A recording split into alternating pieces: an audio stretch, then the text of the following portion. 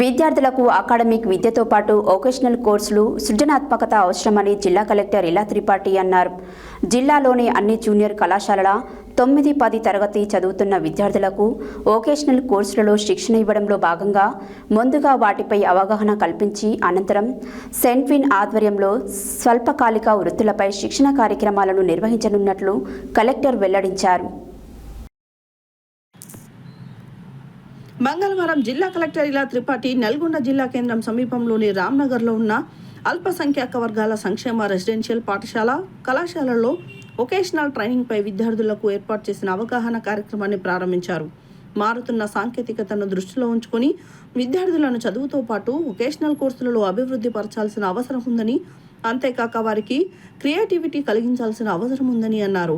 Engineering, మెడిసిన్లలో సైతం కొత్త technology అభివృద్ధి కావడం వల్ల అనేక మార్పులు చేసుకుంటున్నాయని, భవిష్యత్తులో పోటీ పరీక్షలు ఎదుర్కొంటూనే ఇవి విద్యార్థులకు బాగా ఉపయోగపడతాయని, అందువల్ల వీటిని దృష్టిలో ఉంచుకొని జిల్లాలోని అన్ని రెసిడెన్షియల్ కేజీబీవీ కళాశాలలు, పాఠశాలలో చదివే ఇంటర్, 9th, 10th తరగతుల విద్యార్థులకు బ్యాచ్ల వారీగా సెట్విన్ ద్వారా వొకేషనల్ శిక్షణపై వారి విద్యా సంస్థల్లోనే శిక్షణ ఇస్తామని తెలిపారు.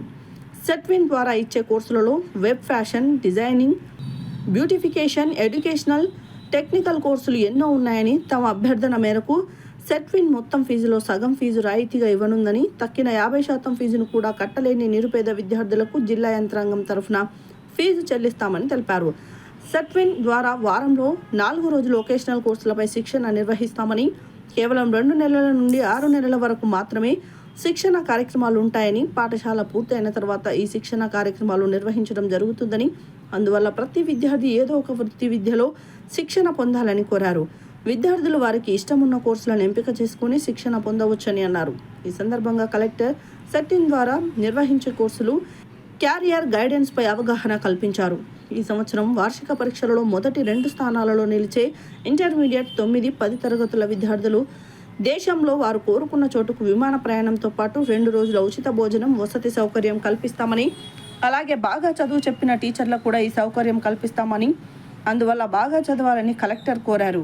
Incharge RDO Y Ashok Reddy, గృహ నిర్మాణ శాఖ పీడీ రాజ్ కుమార్, జిల్లా మైనారిటీ సంక్షేమాధికారి విజయేందర్ రెడ్డి, జిల్లా పశు సంవర్ధక శాఖ అధికారి డాక్టర్ రమేష్, డిఓ భిక్షపతి తదితరులు మాట్లాడారు. జిల్లా ఇంటర్మీడియట్ విద్యాశాఖ అధికారి దస్రు నాయక్, జిల్లా గిరిజన సంక్షేమాధికారి చత్రు నాయక్, సెట్విన్ ప్రతినిధి రేణుక, ప్రిన్సిపల్ కుబ్రా, జిల్లా సంక్షేమాధికారి కృష్ణవేణి తదితరులు ఈ కార్యక్రమంలో పాల్గొన్నారు.